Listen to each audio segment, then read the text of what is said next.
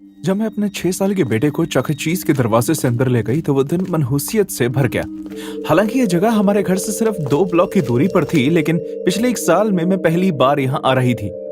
ये एक जानबूझकर लिया गया निर्णय था। 1 साल पहले हमारे साथ बहुत ही दुखद घटना घटी जिसमें मैंने अपने पति को खो दिया। उसने इस रेस्टोरेंट में काम किया था। ये वो नौकरी जो उसने शव घर के काम छोड़ने के बाद शुरू की थी। एक मरे हुए पुजारी के शव पर लेप लगाने के बाद से ही एंथनी एक बदला हुआ इंसान हो गया था। उस हादसे ने एक हंसमुख प्यारे इंसान को कुछ ही दिन के अंदर एक गुप्त और चिड़चिड़ा इंसान बना दिया था। उसके साथ जो कुछ भी हुआ वो राज वो अपने साथ अपनी कब्र तक ले गया। चक ए चीज में उसने ज्यादा वक्त के लिए काम नहीं किया। एक दुर्भाग्यपूर्ण रात जब वो देर तक काम कर रहा था, चक ए चीज के एक रोबोट में खराबी आने की वजह से धमक हुआ जिसमें उसकी जान चली गई। अब 1 साल बाद इस जगह पर वापस आना एक श्रद्धांजलि की तरह महसूस हुआ। ये मेरे बेटे और उसके पिता के बीच की यादों का पुल बनाए रखने के लिए जरूरी था। हमारे वहां जाने से मेरा बेटा बहुत खुश था। उसकी हंसी की आवाज पूरे आर्केड में गूंज रही थी। वो एक खेल से दूसरे खेल की तरफ दौड़ता, उसका चेहरा खुशी से चमक उठता था। वो बीच बीच में रुक कर पिज्जा का टुकड़ा खाता। मैं उसे देखती रही। उसकी खट्टी मीठी हंसी मेरे लिए किसी प्यारी धुन से कम नहीं थी। मुझे उसके अंदर एंथनी की परछाई दिखाई देती थी, उसकी मुस्कान में, उसके उत्साह में, कुछ नया देखने पर उसकी आंखों की चमक में। वो मुझे एक जीती जागती याद से कम नहीं लगता था।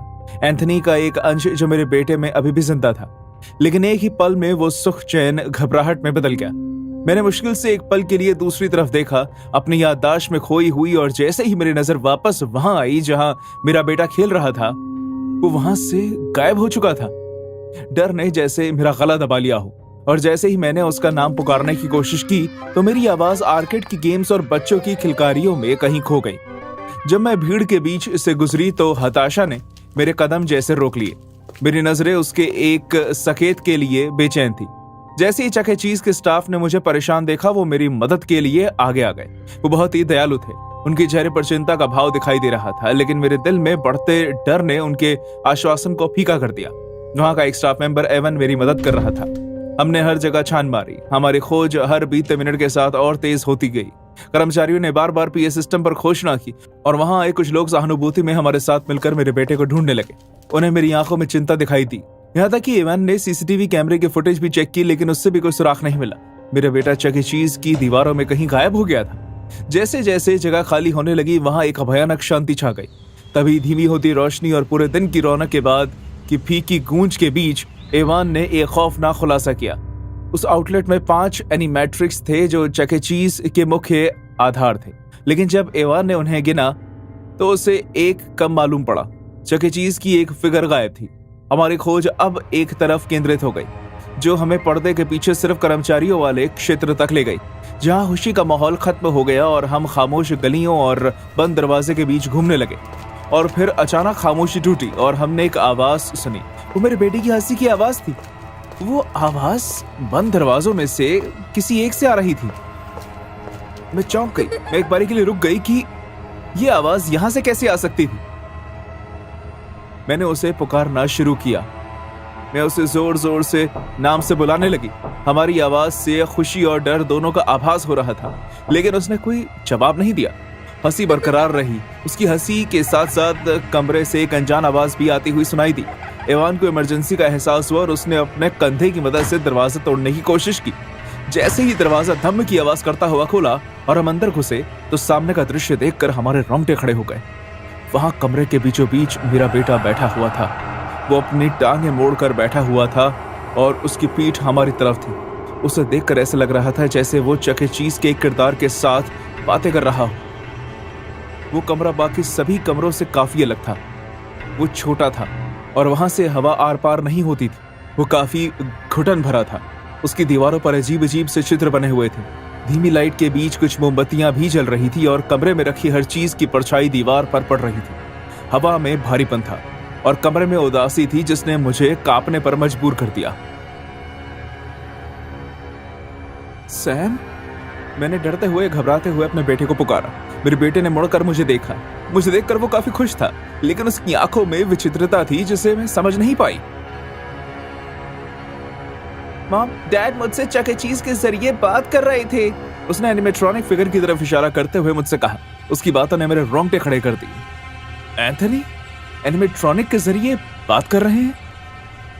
चक खुद ही बेचैन होकर स्थिर होकर बैठा हुआ था। उसकी बड़ी बड़ी आंखें खामोशी से सामने की तरफ देख रही थी। उस कमरे में होने के बाद इस बात का एहसास होना जाहिर था कि कुछ भी हो रहा है वो सही नहीं है। चक के रूप में बैठा वो जो भी था एंथनी होने का दावा कर रहा था। वहां होने का एहसास बहुत ही अप्रिय और डरावना था। ऐसा लग रहा था जैसे वो किसी की मृत्यु होने का कारण था। हाय सुगसन, तुम हमेशा की तरह खूबसूरत लग रही हो। मैं हैरानगी से दंग रह गई। मेरा दिल जोर जोर से धड़कने लगा। यह नामुमकिन था, फिर भी उसी तरह मेरे नाम का इस्तेमाल करना, वही आवाज, चाहे कोई कुछ भी समझे लेकिन वो एंथनी ही था।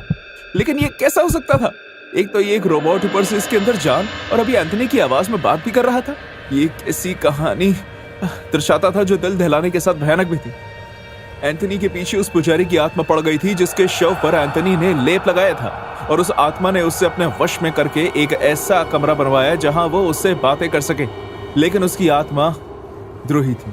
वो आजाद होना चाहती थी, जिस वजह से एंथनी के साथ एक भयानक हादसा घटा और उसकी मौत हो गई। अब खुद के आत्मा बनने के बाद एंथनी ने हमसे बात करने के लिए एनिमेट्रॉनिक की मदद ली। उसने हमारे बेटे से बात करने के लिए 1 साल इंतजार किया। ये सब देखकर मेरा दिल भर आया। मैं खुद अपने पति की आत्मा के साथ बातों में लग गई। वो उन रिचुअल्स के बारे में बताने लगा जिससे वो वापस जिंदा हो सकता था। मेरा दिल लालसा और उम्मीद से भर गया। इवान ने इसका विरोध किया और हमें इस तरह की ताकतवर आत्मा के साथ ना खेलने की सलाह दी। लेकिन मैं अपने दुख में बहुत ज्यादा डूबी हुई थी और अपने पति को वापस पाना चाहती थी। लेकिन फिर कुछ ऐसा हुआ जिसने मेरा भ्रम तोड़ दिया। बातचीत के दौरान वो एनिमेट्रॉनिक, जो खुद को एंथनी कह रहा था, हमारे पेट डॉग का नाम भूल गया। अगर वो वाकई एंथनी था तो उसका नाम बिल्कुल नहीं भूल सकता था। और तब जाकर मेरी आंखों से उसके झूठ का पर्दाफाश हुआ। वो एंथनी की आत्मा नहीं थी, बल्कि उस क्रूर पुजारी की आत्मा थी जो एंथनी होने का नाटक कर रही थी। जैसे ही मुझे एहसास हुआ कि हम एक बहुत बड़ी मुसीबत में हैं, हम वहां से भागे। इतने में ही उस एनिमेट्रॉनिक में जान आ गई और वो और भी ज्यादा तेजी से हमारे पीछा करने लगा। मेरा बेटा मुझसे गले लग गया और हम चक चीज की उस भूल भुलैया से बाहर निकलने का रास्ता ढूंढने लगे। उसका हमारा पीछा करना किसी भयानक सपने से कम नहीं था। उस रोबोट की हंसी पूरे गलियारे में गूंज रही थी। इस भाग दौड़ के बीच एवान घायल हो गया। अब उसने हमें बाहर निकालने का रास्ता समझाया और मुझे अपने बेटे को लेकर वहां से भागने को कहा। जल्दी उस शैतान चकाचीज ने मुझे और मेरे बेटे को घेर लिया। मैं कसम खाकर कहती हूँ कि तब तक मैं हार मान चुकी थी। मैं बस इतना चाहती थी कि मेरा बेटा सुरक्षित रहे। और तब मैंने कांच की खिड़की पर उसकी परछाई देखी। वो एंथनी की आत्मा थी। वो बहुत ही धुंधली आकृति थी, लेकिन उसने मुझे बहुत हिम्मत और उम्मीद दी। उसकी आत्मा ने मेरे सामने कुल्हाड़ी को गिराकर मुझे इशारा दिया और खुद को अपने बेटे को बचाने का जोश में मैंने 1 सेकंड के अंदर उस कुल्हाड़ी को उठा लिया। लगातार उस एनिमेट्रॉनिक पर वार करके उसका टुकड़े टुकड़े करने लगी। अपने बेटे को उठाकर मैं उस बिल्डिंग से बाहर निकल गई। गुस्से से भरे पुजारी की आत्मा ने चीखना चिल्लाना शुरू कर दिया और फिर उस जगह की लाइट झिलमिलाने लगी। उस रात को हम अपनी जान बचाकर वहां से भाग आए और चक चीज के डरावने हादसे को पीछे छोड़ाए। लेकिन ये सदमा हमेशा हमेशा के लिए हमारे दिमाग पर छप चुका है। मैं 7 साल की थी जब ये हुआ। मैं अपने परिवार के साथ चक चीज गई, जो उस समय पिज्जा के लिए सबसे बढ़िया जगह मानी जाती थी। उस दिन मेरा जन्मदिन है और मेरे पेरेंट्स मुझे बढ़िया खाने और गेम्स के जरिए ट्रीट देना चाहते थे। तो पहली बात तो ये कि अगर आपको लग रहा है कि इस कहानी की शिकार मैं हूं, तो ऐसा नहीं है। दूर दूर तक नहीं। मैंने बस कुछ बुरा होते हुए देखा था। उस वक्त हमारे पेरेंट्स के साथ सिर्फ मैं और मेरी छोटी बहन थी। मार्गरेट सिर्फ 5 साल की थी। उस वक्त शाम के 5 ही बजे थे जब हमने अपनी गाड़ी बाहर पार्क की और मौसम इतना ठंडा था कि ज्यादा देर तक बाहर रहना मुश्किल था। जैसे ही हम गाड़ी से बाहर निकले, हम सीधे अंदर जाने लगे क्योंकि बाहर लोगों की बहुत भीड़ थी जो अपने गाड़ियों की तरफ जा रहे थे। देखकर तो ऐसा लग रहा था जैसे कि पूरा का पूरा रेस्टोरेंट एक ही बार में खाली हो गया था, क्योंकि जैसे ही हम अंदर घुसे तो वहां कोई भी नहीं था। रेस्टोरेंट पूरी तरह से खाली था। जैसे ही मेरी आंखों ने कमरे के चारों ओर देखा तो मैं उस जगह की हालात देखकर बहुत हैरान थी। टेबल उल्टे सीधे पड़े हुए थे, जगह जगह खाना गिरा हुआ था और वहां एक भी बंदा नहीं था जो दिखाई दे रहा हो। क्या तुम कहीं और चलना चाहोगी? क्या थी? या कम से कम एक खाली टेबल तो होनी ही चाहिए। क्या हम देख सकते हैं? मेरे डैड मुस्कुराए। हाँ बिल्कुल देख सकती है मेरी प्यारी बच्ची। जैसे ही हम चारों आगे बढ़े, मेरी आंखों ने कमरे से थोड़ी दूर कुछ हलचल महसूस की। मैंने उसे देखने के लिए अपना चेहरा घुमाया। अब मैं अपने सामने चके चीज को ही देख रही थी। उसका सर एक दरवाजे के पीछे से आधा बाहर निकला हुआ था और ऊपर लिखा था बैक स्टेज। जैसे ही वो धीरे धीरे खिसक कर पीछे होने लगा, मेरे रोंगटे खड़े हो गए और पीछे होते होते वो अचानक गायब हो गया। अचानक एनिमेट्रॉनिक्स की आवाज सुनकर मेरे कान खड़े हो गए, क्योंकि उन्होंने एक नया गाना बजाना शुरू कर दिया था। उसी वक्त मेरी मॉम ने आवाज लगाई कि उन्हें एक टेबल कहीं मिल गई थी। यहाँ आओ। हम सब उस भूल भुलैया से निकलकर आखिरकार उस टेबल तक जा पहुंचे जो कमरे के एक दूसरे कोने में रखी हुई थी। वो स्टेज के ठीक नीचे थी और बैक स्टेज के दरवाजे से बहुत करीब। मैंने एक बार फिर सर घुमा कर देखा, लेकिन हमें उस जगह पर इससे बेहतर और कोई जगह नहीं मिल रही थी, इसलिए और कोई रास्ता ना होने की वजह से हम वहीं बैठ गए। बहुत बढ़िया, तो अब यहाँ कोई काम करने वाला भी नहीं है, मेरे डैड ने कहा। मुझे टॉयलेट जाना है, मेरी बहन ने कहा। ओके कैथरीन, तुम मार्गरेट को टॉयलेट ले जाओ और तुम्हारी माँ और मैं ऑर्डर देने के लिए किसी को ढूंढते हैं, ओके? और ऐसा कहते ही वो दोनों उठे और उन्होंने वहां किसी कर्मचारी के होने की तलाश शुरू कर दी। मैंने मार्गरेट का हाथ पकड़ा और टॉयलेट की तरफ जाना शुरू किया। मैं ये देखकर हैरान हो गई कि टॉयलेट का साइन भी वहीं बना हुआ था जहां बैक स्टेज का साइन था। कुछ ही मीटर की दूरी पर मैंने एक बिल्कुल अलग दरवाजे पर बैक स्टेज लिखा हुआ देखा। पहले तो मुझे लगा कि शायद मेरे देखने में गलती हुई होगी, इसलिए मैं मार्गरेट का हाथ पकड़कर उसे दूसरे दरवाजे तक ले गई जहां टॉयलेट लिखा हुआ था। रास्ते में मैंने उस जगह को और गौर से देखना शुरू किया। उस जगह को देखकर ऐसा लग रहा था जैसे वो काफी समय से इस्तेमाल में नहीं थी और उसे सड़ने के लिए छोड़ दिया गया था। आखिर लोग यहाँ आ कैसे रहे थे? जैसे ही हम दरवाजे के पास आए तो मैं अंदर जाने से पहले ही वहां रुक गई। दरवाजे पर बहुत ही गंदे बदबूदार हाथों के निशान बने हुए थे। एक बार फिर मैंने उस चीज को नजरअंदाज कर दिया। अगर बाकी जगह इतनी घटिया हालत में हो सकती है तो इस जगह में कुछ ज्यादा उम्मीद करना मुश्किल है। मैं देख सकती थी कि मार्गरेट को बहुत ही जोरों से टॉयलेट इस्तेमाल करने की जरूरत थी। उसने बेचैन होना शुरू कर दिया था। मैंने एक लंबी सांस ली, दरवाजे पर हाथ रखा और उसे खोलना और हम अंदर चले गए। अंदर बिल्कुल घुप अंधेरा था। लाइट का स्विच ढूंढते हुए मैं मार्गरेट का हाथ पकड़ते हुए कमरे के अंदर घुस गई। मैंने हाथ रखकर स्विच ढूंढने की कोशिश की। अभी हम बस कुछ ही कदम दूर आए थे, लेकिन उस अंधेरे ने हमें ऐसे घेर लिया कि हमें कुछ दिखाई नहीं दे रहा था। हालांकि दरवाजा अभी खुला हुआ था, जिसकी मदद से हमें अपने पीछे किसी की परछाई दिखी। अचानक थोड़ी बहुत आती हुई रोशनी भी गायब हो गई, क्योंकि दरवाजे को जोर से बंद कर दिया गया था। उस कमरे में कोई हमारे साथ था। मैंने मार्गरेट को गले लगा लिया और दरवाजे की दिशा की ओर देखती रही। अचानक लाल रंग की रोशनी हुई और उसके साथ हमें चक ए चीज का चेहरा दिखाई दिया। वो एक पल के लिए मंडराया, फिर बिना हिले सिर्फ हमें घूरता रहा। फिर कुछ ही सेकंड्स के बाद वो गायब हो गया। मैंने मार्गरेट का हाथ और ज्यादा कसकर पकड़ा और अंधेरे में पागलों की तरफ भागने लगी। मुझे ये नहीं मालूम था कि मैं किस दिशा में जा रही थी, लेकिन कोई भी जगह उससे तो बेहतर ही थी जहां वो चक ए चीज ना हो। डर के मारे मुझे कुछ समझ नहीं आ रहा था। मैं सीधा दीवार से जा टकराई और वो भी इतनी जोर की कि मैं जमीन पर गिर गई। एक पल के लिए तो मेरा सर चकराने लगा। मैं बेहोशी की हालत में जा रही थी। जैसे ही मुझे होश आया, मैंने देखा कि मार्गरेट मेरे साथ नहीं थी। मैं बहुत ज्यादा घबरा गई। मैं जमीन पर इधर उधर हाथ मारकर उसे ढूंढने की कोशिश करती हूँ, लेकिन वो वहां नहीं थी। मैं उम्मीद छोड़ने लगी कि अचानक मुझे पीछे से रोने और चिल्लाने की आवाज सुनाई दी। वो मार्गरेट ही थी। वो कहीं पास में ही थी। मेरे पास और कोई रास्ता नहीं था। मैं उठ चुकी थी और जितनी जोर से चिल्ला सकती थी चिल्लाई। अचानक बाहर से तेज कदमों की भगदड़ दरवाजे की ओर आते हुए सुनाई दी। कमरा रोशनी से भर गया। जैसे ही मैंने अपने पेरेंट्स को वहां देखा, वो हाफने लगे थे। तुम यहाँ कर क्या रही हो? उस वक्त मुझे एहसास हुआ कि हम बाथरूम में नहीं थे, मैं बैक स्टेज थी। मेरे पेरेंट्स की आंखें मेरी तरफ से हट गई जैसे ही हम तीनों ने कमरे के एक कोने में चक ए चीज को खड़े हुए देखा। वो एग्जिट डोर के ठीक बगल में खड़ा हुआ था। उसका एक हाथ दरवाजे पर टिका हुआ था और दूसरे हाथ से उसने मार्गरेट को पकड़ा हुआ था। उसका सर पर बहुत गहरी चोट थी और उसकी आंखें बंद थी। मैंने मुड़कर अपने डैड की तरफ देखा, लेकिन उससे पहले ही वो उस आदमी की तरफ बढ़ चुके थे। ये देखकर उस मैस्कॉट ने मार्गरेट को जमीन पर गिरने के लिए छोड़ दिया और खुद वहां से भाग गया। मेरे डैड उसका पीछे सिर्फ बाहर गली तक ही कर पाए और फिर उन्होंने उसे खो दिया। उसके बाद हमें पुलिस और एम्बुलेंस दोनों को फोन करना पड़ा। पुलिस ने उस जगह की तलाशी की और उन्हें जगह जगह से बहुत सी लाशें बरामद हुई।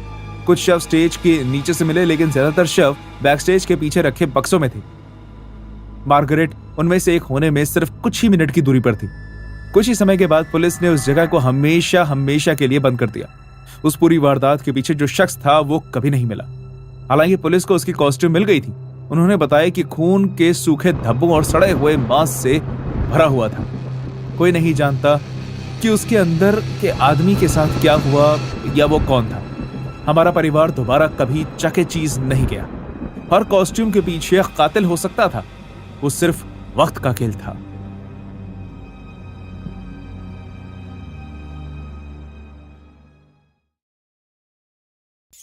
मासोफोबिया।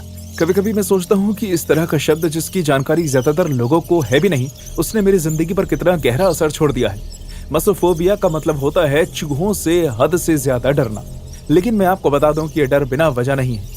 एक वक्त था जब मुझे चूहों से बिल्कुल डर नहीं लगता था। शायद मुझे उनसे घिन आती थी, लेकिन कभी इतना बुरा डर नहीं लगा जितना अब लगता है। क्या आप जानते हैं मेरे इस डर की वजह क्या है? एक बीमार, घटिया और उससे भी बड़ा एक घिनौना आदमी। ये सब तब शुरू हुआ जब मैं चक ए चीज में काम करता था। मैं जानता हूँ चूहों से डरने की ये जगह एक वजह किसी के लिए भी हो सकती है। मेरे हिसाब से चक ए चीज एक बहुत ही साफ और जानी मानी जगह थी, लेकिन ये सिर्फ उतना ही सच है जितना कस्टमर्स को दिखाया जाता है। किचन और बेसमेंट की जगह बहुत ही गंदी रहती थी। ऐसा हमेशा से नहीं था। वो जगह बहुत ही सफाई और अच्छी से रखी जाती थी, लेकिन ये सब बदल गया जैसे ही एडम, हमारे नए मैनेजर, ने ज्वाइन किया। एडम एक बहुत ही अजीब आदमी था। अब इस बात से धोखा मत खाइएगा, उसे चक ए चीज बेहद पसंद था। वो हमेशा इस जगह के बारे में सोचता रहता था और हर वो चीज करता जिससे चक ए चीज अच्छे से चल सके। प्रॉब्लम उसकी पर्सनैलिटी की थी। हम हमेशा उसे अजीब स्थिति में ही देखते थे, अपना सर नीचे करके घूमना जैसे कि वो कुछ छुपा रहा हो। कई बार हमने उसे हमारे ऊपर नजर रखते हुए देखा था। हमारे उसे कॉल करना निषेध था और यहाँ तक कि हम उसकी इजाजत बिना उसके कमरे में भी नहीं जा सकते थे। इसके अलावा स्टोर पर भी काफी चीजें बदल गई हैं। हमें समझ नहीं आ रहा था कि क्यों, लेकिन जगह पहले से ज्यादा गंदी रहने लग गई थी। गंदगी का होना और एडम का आना महज एक इत्तेफाक था, क्योंकि एडम का काम सफाई देखना नहीं था। इसलिए इस बात पर शक होने की इसके पीछे उसका कोई हाथ नहीं हो सकता लाजमी था। खैर, जितना साफ सुथरा इंसान वो था या नहीं था, सब कुछ अच्छे से चलता रहता जब तक हम उसके ज्यादा करीब नहीं जाते। दिक्कत ये हुई कि मैं उससे कुछ ज्यादा ही करीब चला गया। उस दिन हमने बेसमेंट से काफी आवाजें आती हुई सुनी। वो जगह आमतौर पर बंद ही रहती थी। हमारे पास नीचे जाने की कोई वजह नहीं थी सिवाय बॉयलर या पानी की जांच करने जाने के लिए। मेरी टीम के लीडर ने मुझे नीचे जाकर चेक करने को कहा कि इतनी आवाज क्यों आ रही है, लेकिन उससे पहले मुझे हमारे मैनेजर से इजाजत लेना जरूरी था। एडम के कमरे का दरवाजा बंद था, इसलिए हमें लगा कि उसने हमेशा की तरह अंदर से लॉक लगाया हुआ होगा और हम जानते थे कि हमें उस वक्त उससे ज्यादा परेशान नहीं करना चाहिए। उस वक्त मैंने तय किया कि मैं मैनेजर की इजाजत के बिना ही नीचे जाकर जांच करूंगा। ये मेरा फर्ज बनता है कि मैं रेस्टोरेंट की सुरक्षा का भी ध्यान रखूं, इसलिए मैं वेयरहाउस में बने बंद बेसमेंट के अंदर चला गया। मुझे ये बात तो माननी ही पड़ेगी कि वो जगह मुझे कई ज्यादा अंधेरे से भरी और प्रभावशाली लगी। वहां घुसने पर ऐसा लग रहा था जैसे किसी डरावनी फिल्म से भूतिया कमरे को असल जीवन में लाकर चकचीज में रख दिया गया। अंधेरे ने मुझे चारों ओर से घेर लिया था और उसी के साथ साथ इस भावना ने कि मैं कहीं बहुत बड़ी गलती तो नहीं कर रहा। इसी एहसास के साथ मैंने बेसमेंट में अपना पहला कदम रखा और तब मैंने उसे देखा। कमरे के आखिर में मैंने काली परछाई देखी और उस शोर की वजह आप समझ सकते होंगे कि आमतौर पर इस तरह की स्थिति में कोई भी सिक्योरिटी को बुलाएगा, है ना? वेल, मेरे साथ ऐसा नहीं था, क्योंकि परछाई में कुछ ऐसा भी हुआ जिसने मेरा ध्यान आकर्षित कर लिया। मैं देख सकता था कि किस तरह उसने मैनेजर की जैकेट पहनी हुई थी। आखिर उसे एडम के कपड़े मिले कहां से? क्या उसने ये चुराए थे? मैं अपना शक दूर करने के लिए उस आदमी की तरफ बढ़ा। क्या ये एडम था? आखिर वो यहाँ कर क्या रहा था? और वो इतने गौर से उस ड्रॉर में क्यों झांक रहा था? किसी भी और शख्स ने मेरे होने का अंदाजा अभी तक लगा लिया होता, लेकिन उसने ऐसा नहीं किया। उसका ध्यान उन ड्रॉर में इतना ज्यादा खोया हुआ था कि उसे अपने आसपास हो रही किसी भी प्रक्रिया से कोई फर्क नहीं पड़ता था। जैसे ही मैं उससे सिर्फ कुछ कदम की दूरी पर था, मुझे यकीन हो गया कि यह वही था, लेकिन वो जैसे किसी तरह के वश में था। हे बॉस, क्या आप ठीक हैं? जैसे ही मैंने पीछे से उसके कंधे पर हाथ रखा, वो आदमी चौंके और उसके हाथ से बक्सा छूटकर जमीन पर गिर गया। क्या आप जानते हैं कि उस बक्से में क्या था? चूहे। वो डब्बा चूहों से भरा हुआ था। दर्जनों चूहों ने चक ए चीज का पूरा बेसमेंट भर दिया। वो बहुत ही उतावले थे और छुपने या खाने ढूंढने के लिए इधर उधर भाग रहे थे। वो सारे चूहे मेरे ऊपर चढ़ने लगे और दूसरी तरफ एडम उन्हें खोने के डर से पागल हुआ जा रहा था। वो इतना घबराया हुआ था कि न जाने उसके साथ क्या हो गया हो। नहीं, मेरे चूहे, वापस आओ। बॉस, ये सब तुम्हारी गलती है, तुमने ये किया है। बॉस, मुझे माफ कर दीजिए, वो बस एक एक्सीडेंट था। तुम जानते हो ना कि तुम यहाँ से जिंदा बाहर नहीं जा सकते। मैं हमेशा से ही तुम पर नजर रखता था। ये छोटा सा गोल चेहरा, मैं हमेशा से इसे कुचलना चाहता था। मैंने एडम से उसके इस बर्ताव की वजह जाननी चाहिए, लेकिन उस समय उससे बात करना नामुमकिन था। उस वक्त वो अपने आपे से बाहर था। अचानक मुझे सीढ़ियों से एक चीख आती हुई सुनाई। वो मेरे ही साथ काम करने वाले कर्मचारी की थी। ओह गॉड, क्या हुआ? क्या तुम्हें नीचे चूहों का बिल मिला है? नहीं, ये मेरे चूहे हैं, उन्हें अकेला छोड़ दो, ये मेरे हैं। उस दूसरे आदमी के सामने एडम एक पल के लिए मुझे भूल गया और मुझे वहां से भागने का मौका मिल गया। जैसे ही मैं दरवाजे तक पहुंचा, मेरे साथ काम करने वाला लड़का और मैं हम दोनों ही उसकी नजरों को देखकर दंग रह गए। एडम जमीन पर बैठा हुआ था और कूद कूद कर उन चूहों को पकड़ने की कोशिश कर रहा था जो अभी भी उसके आसपास घूम रहे थे। डरे हुए और भूखे चूहे अपने बचाव में उसे काटने लगे, लेकिन उसे इस बात से कोई फर्क नहीं पड़ रहा था। वो बस उन्हें पकड़ता रहा। हमारी शक्लें देखकर उसने एक बार फिर हमारी तरफ सर घुमाया और चिल्लाया, तुम यहाँ क्या कर रहे हो? मैंने कहा ना, हमें अकेला छोड़ दो। और मुझे बस यही सुनना था। मैंने दरवाजा बंद करके उसे बाहर से लॉक कर दिया और तब तक मेरे साथ काम करने वाले लड़के ने सिक्योरिटी को बुला लिया। कुछ ही देर में एम्बुलेंस आ गई और एडम को वहां से ले गई। बहुत ही जल्द ये अफवाह फैल गई और हमें सच का पता चला। एडम एक अजीब तरह की बीमारी से गुजर रहा था जिसमें उसे चूहों से प्यार हो गया था। स्टोर में गंदगी फैलाने वाला भी एडम ही था। वो ही वहां चूहे लाया और उसी ने उन्हें चके चीज में खुला छोड़कर बिल बनाने का मौका दिया। फिर उन्हें एक डब्बे में बंद करके उन्हें जमा करने लगा।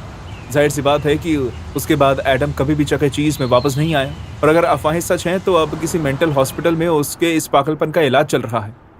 जहां तक मेरी बात है, मैं कभी अपनी जिंदगी में एक और चूहा नहीं देख सकता। मुझे चके चीज छोड़ना पड़ा क्योंकि जब जब मुझे चूहे की तस्वीर भी दिखती तो मैं पागल हो जाता था। मैं ना चाहते हुए भी खुद को ये सोचने से हटा नहीं पाता कि किस तरह वो भूखे चूहे मेरे शरीर पर चढ़ रहे थे और उस पागल आदमी से भागने की कोशिश कर रहे थे जिसने उन्हें बंदी बनाकर रखा था। हर रात मुझे यही सब दिखाई देता था। क्या होता अगर मेरे साथ काम करने वाला लड़का बेसमेंट में नहीं आया होता? ये तो सिर्फ एडम ही जानता है।